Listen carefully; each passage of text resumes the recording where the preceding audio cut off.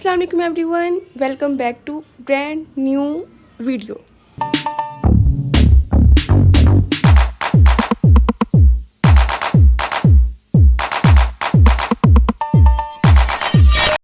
Welcome back to my channel.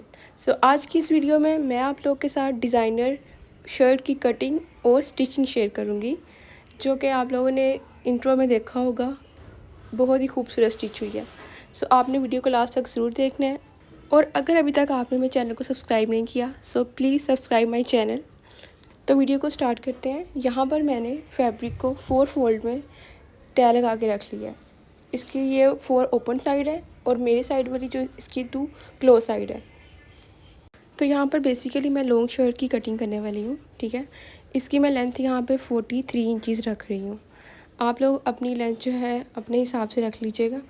तो ऊपर से मैं इसकी शोल्डर की कटिंग करूँगी। तो यहाँ पे 7.5 पे मैंने एक मार्क लगाया है, और उसके बाद उसके बिल्कुल नीचे मैंने 7.5 पे निशान लगाया आर्म होल के लिए।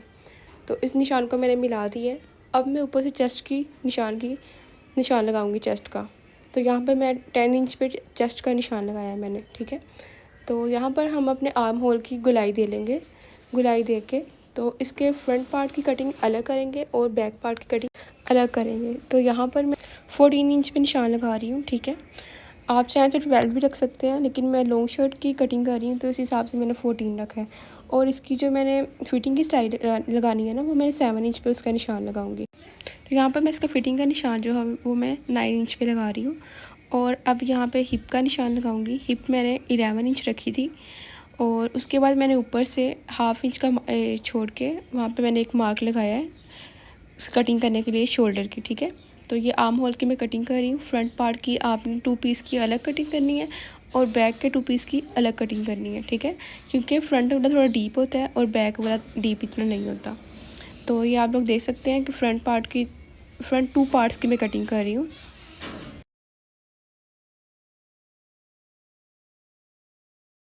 तो फ्रंट की कटिंग हो गई है। अब मैं बैक की करूँगी। तो मैं तकरीबन हाफ इंच का मार्जिन छोड़ के बैक के मतलब के स्टार्ट में बिल्कुल इक्वल पे लेके आएंगे कटिंग को, और सेंटर पे जाके हम हाफ इंच का मार्जिन छोड़ के कटिंग कर देंगे। ऊपर से भी बराबर पे कटिंग करेंगे, ठीक है। तो ऊपर से ही मैंने शोल्डर की कटिंग भी यहाँ पे कर ली है। अब मैं इसके यहाँ पे रखूँगी घेरा। मुझे घेरा कितना चाहिए, तो ये मेरे पास टोटल जो है ये मेरे पास 12 इंचज़ है। तो मुझे इसका जो घेरा है ना वो मुझे 11 इंच चाहिए। तो 1 इंच जो है वो मैं मार्जिन का छोड़ूंगी और इस पर मैं निशान लगा लूँगी। अब ये मैं फ़िटिंग की इसकी कटिंग कर रही हूँ, क्योंकि मैंने फैब्रिक जो है पहले ही कट कर लिया था, ताकि जो हमारा फैब्रिक है वो वेस्ट ना हो। उस हिसाब से मैंने इसको आयरन करके तो कटिंग करनी स्टार्ट करी थी। तो अब यहाँ पे मैं इसका घेरा जो मैंने निशान लगाया ना 11 इंच पे, वहाँ पे मैं एक ये कट लगाऊंगी। इसी तरह मैंने इसके हिप पे इसकी फिटिंग पे और इसके ऊपर आर्म होल पे मैंने इस तरह के कट लगाए हैं, ताकि जब हम स्टिचिंग करें ना तो हमें इजीली हम स्टिच कर लें, ताकि हमें पता हो कि इसके फिटिंग की सिलाई कहाँ तक आएगी और हिप की सिलाई कहाँ तक आएगी। तो ये यहाँ पे मैं इसके बाजू कटिंग कर रही हूँ। तो ये मैं 3 इंच यहाँ पे निशान लगाया है, और 3 इंच ही मैंने ऊपर निशान लगाया था। 2.5 इंच मैंने ऊपर निशान लगाया था। तो यहाँ से हमने थोड़ा सा अंदर की तरफ लेके जाना है निशान को, और इसकी हमने बाजू की कटिंग कर लेनी है। कुछ लोग होते हैं वो बैक की और फ्रंट की कटिंग में थोड़ा डिफरेंस रखते हैं, लेकिन मैं बैक की और फ्रंट के जो बाजू की कटिंग है ना वो मैं सेम ही करती हूँ, कोई डिफरेंस नहीं होता उनमें। तो ये मैंने इसके बाजू की कटिंग कर ली थी। यहाँ पे मुझे लग रहा था कि थोड़ा सा ना और कटिंग होनी चाहिए, तो मैंने थोड़ी सी कटिंग इसकी यहाँ से और कर ली थी। तो यहाँ पर जो मैंने इसके बाजू रखे हैं ना वो मैंने 14 या 15 इंचज़ रखे थे, क्योंकि इसमें मैंने ऑर्गेन्जा भी अटैच करनी है। इस हिसाब से तो यहाँ पर अब हम इसका करेंगे नेक की कटिंग। तो नेक के लिए मैंने यहाँ पे बुकरम ले लिया है। तो यहाँ पे इसकी जो चौड़ाई है डबल फोल्ड में वो 4.5 है, और इसकी जो लंबाई है वो हमारे पास डबल फोल्ड में 10 है, ठीक है। तो अब हमने इसका गोल वाला नेक जो है वो कट करना है। तो इसकी मैं चौड़ाई रख रही हूँ 4 इंच पे, ठीक है। और इसकी जो लंबाई है वो मैंने रखी थी 6.5 इंच। अब हमने दूसरी साइड पे भी इसके निशान लगा लेने हैं, और इन निशानों को मिला के हमने एक बॉक्स बना लेना है, ठीक है। उसके बाद अब हम इसका गोल जो नेक है ना वो कटिंग करेंगे। तो यहाँ पर मैं 1 इंच पे निशान लगाऊंगी और यहाँ से इसको गुलाई देते हुए ऊपर की तरफ ले जाऊंगी। तो बिल्कुल आपने इसका जो आउटर में हमने रखा है ना, वो मैंने 1 इंच रखा था जो हमने कटिंग करनी है। तो ये हमने बाहर से कटिंग कर लेनी है पहले, फिर हमने इसकी अंदर से कटिंग कर लेनी है। इसकी कटिंग करने के बाद जो इसका इनर पार्ट है ना, आपने उसको फेंकना नहीं है, वो हमारे जो हमने नेक के अंदर वाला डिज़ाइन बनाना है उसके काम आएगा। तो यहाँ पर ये इसका इनर पार्ट जो हमने कट करके निकाला है वो है। तो यहाँ पे इसको जो जिस साइड पे हमने फ़ोल्ड किया हुआ है ना, जो उसकी बंद साइड है, उस साइड पे हमने 1 इंच पे निशान लगाना है। उसके बाद दूसरी साइड पे जो ओपन साइड है वहाँ पे हमने 3 इंच पे निशान लगाना है। निशान लगाने के बाद अब हमने क्या करना है, जो 1 इंच पे निशान है और जो 3 इंच पे निशान है ना, हमने देखना है कि इसके दरमियान में कितना डिफरेंस है। तो ये मेरे पास आ रहा है 4.5 इंच का डिफरेंस आ रहा है। तो 4.5 का आपने हाफ़ लेना है, हाफ़ पे आपने उसके निशान लगा लेना है। तो ये मेरे पास 2.2 से थोड़ा सा ऊपर आ रहा था, तो वो मैंने वहाँ पे निशान लगा लिया है। अब यहाँ पे मैं 1 इंच पे निशान लगा रही हूँ। 1 इंच पे निशान लगा के अब हमने इन निशानों को मिला लेना है। एक लीफ की तरह ना हमने इसकी शेप बना लेनी है। तो यहाँ पर जब मैंने बाद में इसके अच्छी तरह से मैंने मार्क किया था ना, तो वो इसका 1.5 आ रहा था, ठीक है। पहले वन पॉइंट पे ही मैंने निशान लगाया था, 1 इंच पे निशान लगाया था, फिर उसका 1.5 आ रहा था। ये देखें, मतलब कि आपकी जो शेप है ना वो अच्छी आनी चाहिए। तो उसके लिए जब मैंने दोबारा निशान लगाया तो वो 1.5 पे इसकी शेप जो है अच्छी आ रही थी। तो ये मैंने यहाँ से कट कर लिया है। अब हमने क्या करना है, अब हमने ये जो पीस है ना, इसको लेके एक बुकरम लेनी है डबल फोल्ड में, उसके ऊपर हमने इसको रखना है और इसका बिल्कुल सारे साइड्स पे हमने निशान लगा लेना है। बिल्कुल मतलब कि जिस तरह से इसकी कटिंग हुई है ना, उस हिसाब से हमने दूसरे बुकरम के ऊपर निशान लगा लेना है। पेंसिल के साथ लगा लें आप, खरिये के साथ लगा लें, वो आप पे डिपेंड करता है। तो यहाँ पर बिल्कुल मैं इसके साथ साथ निशान लगा रही हूँ, खरिये के साथ। निशान लगाने के बाद आप लोगों ने इसको ऊपर वाला जो पार्ट है ना, इसको आपने हटा लेना है, ठीक है। उसके बाद नीचे वाले पार्ट पे हमने अपनी बाकी जो है मार्किंग करनी है और कटिंग भी हमने फिर उस पर ही करनी है।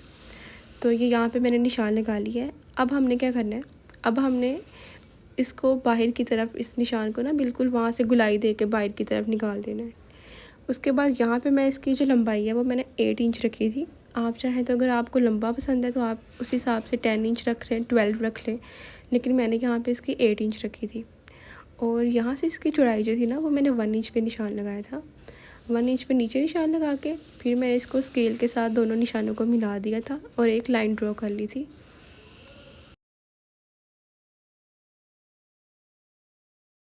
तो अब यहाँ पे हमने 0.25 इंच पे निशान लगाना है। 1 इंच से जो थोड़ा कम होता है ना, उतने पे हमने इसकी उतनी चौड़ाई रखनी है। 1 इंच नहीं रखनी, 1 इंच से थोड़ी कम रखनी है, ठीक है।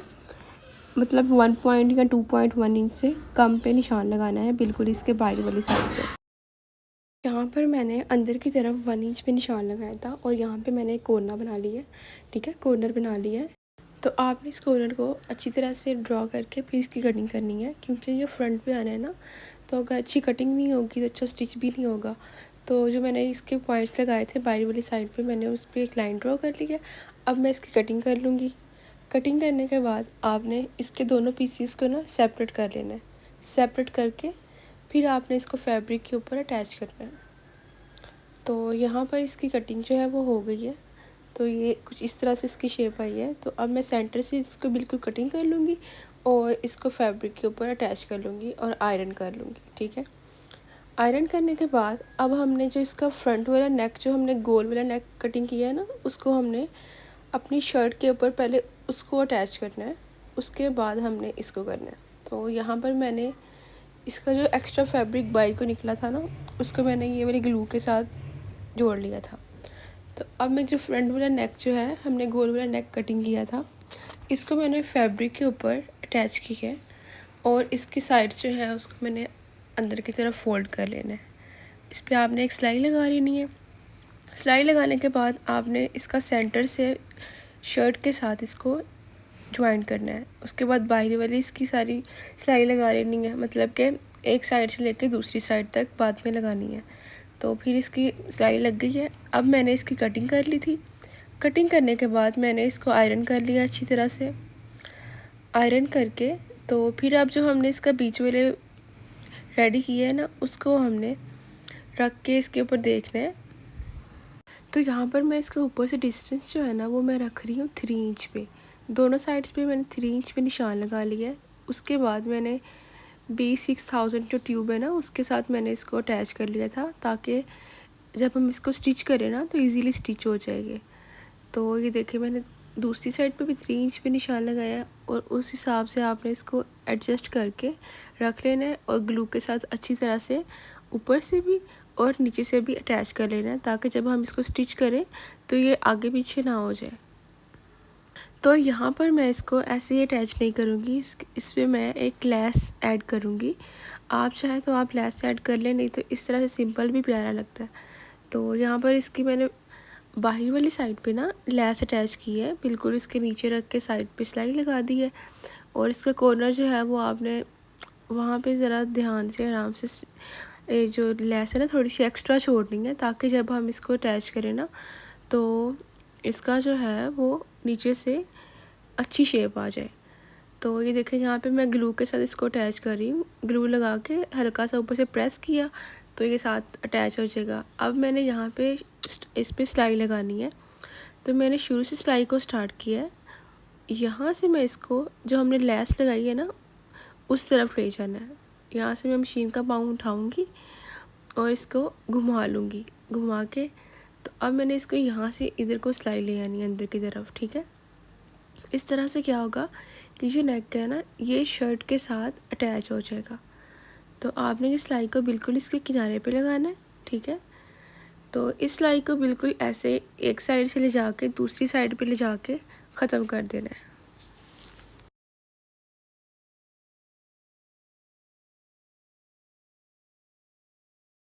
तो इस पॉइंट पे आके आपने अपनी सिलाई को घुमा लेना है, मशीन का पाँव उठा के तो फैब्रिक को नीचे से आपने एडजस्ट करके और उस तरफ सिलाई लगानी है। और नीचे से इसका कॉर्नर जो है फिर अगर वहाँ पे थोड़ी बहुत लेस जो है एक्स्ट्रा लगे आपको, आप उसको कट कर लें। तो यहाँ पर देखें सेम ऐसे ही हमने यहाँ पे सिलाई लगा लेनी है जैसे हमने दूसरी साइड पे लगाई है। अब हमने ये इनर साइड पे इसकी सिलाई लगानी है, ताकि यहाँ से भी अच्छी तरह से अटैच हो जाएगी। तो ये भी हमने सेम वैसी सिलाई लगानी है, एक साइड से ले जाके उसको यहाँ से घुमा के फिर दूसरी साइड पे ले जाके हमने अपनी सिलाई को निकाल लेना है। तो इस तरह से ये बहुत ही इजीली हमने अपने नेक के साथ इसको अटैच कर लिया है। तो आप लोग देख सकते हैं बहुत ही नीट जो है ये नेक रेडी हुआ है। तो यहाँ पर इसके शोल्डर्स जो हैं वो मैंने ऊपर से अटैच कर लिए हैं और इसका बैक नेक जो है वो भी बना लिया है। तो अब आती है स्लीव्स की बारी कि मैंने स्लीव्स को किस तरह डिज़ाइन किया है। तो इसकी जो टोटल लेंथ है ना हमारे पास वो 14 इंचज़ है और 6 इंच का इसका जो फ्रंट वाला जो बॉर्डर है ना वो है। तो यहाँ पे मैंने लिया ऑर्गेन्जा पे मैंने प्लेट्स डाल ली हैं। 1 इंच के डिस्टेंस पे मैंने इस पर प्लेट्स डाली हैं और इसको आपने आयरन कर लेना है। उसके बाद एक मैंने पीस इसके बिल्कुल इक्वल का ना प्लेट्स डालने के बाद मैंने इसकी बिल्कुल लेंथ का और चौड़ाई का एक पीस लिया था और उसके साथ इसको अटैच करके 3 सिलाइयाँ लगा के 4 वाली सिलाई नहीं लगाई थी मैंने, ठीक है। और उसको सीधा कर लिया था और उसको आयरन कर लिया था। तो अब ये मैं अपनी जो स्लीव्स है ना उसका फ्रंट वाला जो है उसको मैंने फोल्ड कर लिया दोनों साइड्स उसकी, बैक वाली भी और फ्रंट वाली भी, ठीक है। उसके बाद आपने इस तरह से लेस के साथ और ऑर्गेन्जा इस तरह से लगाना है कि आपने लेस को रखना है नीचे, ऊपर रखना है आपने अपने शर्ट के स्लीव्स के पार्ट को, ठीक है। और आपने बिल्कुल उसके ऊपर ऊपर सिलाई लगानी है। इस तरह से क्या होगा कि सिंगल सिलाई में आपकी लेस भी अटैच हो जाएगी और आपका जो फैब्रिक है वो भी अटैच हो जाएगा ऑर्गेन्जा के साथ, ठीक है। अब हमने क्या करना है, इसको अटैच करके हमने इसके फ्रंट पे भी लेस लगानी है और हमने इस पे डालनी है प्लेट्स। तो यहाँ पर मैंने इसके ऊपर 1 इंच के डिस्टेंस पे 3 प्लेट्स डाली थी और उसके बाद मैंने इसकी लेंथ जो है वो मैंने देखी तो कहाँ तक कि मतलब इसकी लेंथ जो है वो पूरी आ रही है। उसके बाद मैंने इसके ऊपर ये 2 इंच का फोल्डिंग के लिए आगे फैब्रिक ऐड किया है। तो फैब्रिक ऐड करके इसके ऊपर भी हमने सिलाई लगा ली। अब ये जो है ना इस पर मैंने सिलाई नहीं लगाई थी फोल्ड करके, इस पर मैंने की थी तरपाई। तो अब मैंने स्लीव्स को सिलाई कर लेनी है, इसको मैंने देख लेना कि मुझे इसकी आगे से कितना खुला स्लीव चाहिए। तो इस हिसाब से मैंने इसको सिलाई लगा ली फ्रंट से लेके स्लीव के फिटिंग तक मैंने इसकी सिलाई लगाई थी। तो यहाँ पर अब आती है इसके घेरे की बारी। तो यहाँ पर मैं 8 इंच पे इसको कट करूँगी, मतलब कि 43 इंच हमने इसकी लेंथ रखी थी शर्ट की, और 8 इंच जो है वो मैं कट कर लूँगी और उसके दरमियान में करूँगी ऑर्गेन्जा अटैच। तो यहाँ पर मैंने ऑर्गेन्जा पे प्लेट्स डाल ली हैं। अब मैं इसकी सिलाइयाँ लगाऊंगी। मैंने नीचे वाला जो ऑर्गेन्जा है ना वो सिंपल रखा है, ऊपर वाला जो है वो प्लेट्स वाला है। उसके बाद ये मैंने शर्ट की जो फ्रंट पार्ट है ना उसको मैंने अंदर की तरफ फोल्ड करा है। अब हम इस पर ऑर्गेन्जा जो है अटैच करेंगे, सेम वैसे ही जैसे कि हमने स्लीव्स पे अटैच किया है। आप चाहें तो यहाँ पर इसको अंदर की तरफ फोल्ड करके सिलाई लगा लें या तरपाई कर लें।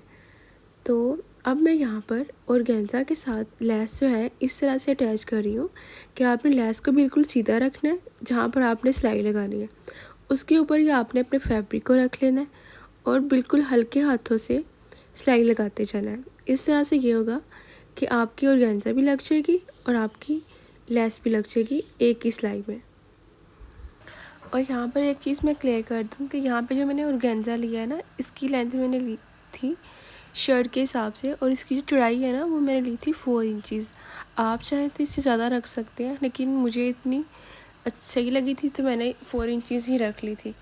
तो यहाँ पर आप लोग देख सकते हैं कि हमारे फ्रंट पार्ट की जो ऑर्गेन्जा है वो अटैच हो गई है। और एक चीज़ और कि मैंने ऑर्गेन्जा को फ्रंट साइड पे ही अटैच किया था, बैक साइड पे मैंने नहीं किया था। बैक साइड बिल्कुल सिंपल रखी थी मैंने। उसके नीचे घेर पे मैंने ना जस्ट लेस अटैच की थी। तो यहाँ पे एक्स्ट्रा जो ऑर्गेन्जा है उसको हमने कट कर लेना है। सेम जैसे हमने ऊपर वाला अटैच किया पार्ट, सेम ऐसे हमने नीचे वाला करना है। आपने ऑर्गेन्जा पे जहाँ पे आपने सिलाई लगानी है ना वहाँ पर आपने लेस को रखना है। उसके बाद उसके ऊपर आपने अपने फैब्रिक को रखना है। और एक चीज़ का ध्यान रखना है कि आपकी ये वाली सिलाई जो है ये आपकी लेस के ऑर्गेन्जा के और ये जो ऊपर वाला पार्ट है ना शर्ट का इसके ऊपर आनी चाहिए। तो यहाँ पर हमारी जो ऑर्गेन्जा है वो अटैच हो गई है। अब हम इसका जो घेरा है ना उसको हम करेंगे। तो आप लोग देख सकते हैं बहुत ही नीट ऑर्गेन्जा जो है इसमें मैंने अटैच की है। तो इसके घेरे पे मैंने लेस जो है उसको अटैच किया था सिंपल, और इसका जो एक्स्ट्रा फैब्रिक था नीचे की तरफ फोल्ड कर दिया और उसके ऊपर एक सिलाई लगा ली थी। उसके बाद मैंने इसकी साइड्स को फ़ोल्ड किया था। ये जो मैंने फ़ोल्ड करी ना इस पर मैंने तरपाई की थी घेरे पे, और साइड को मैंने फ़ोल्ड करके उस पर सिलाई लगाई थी।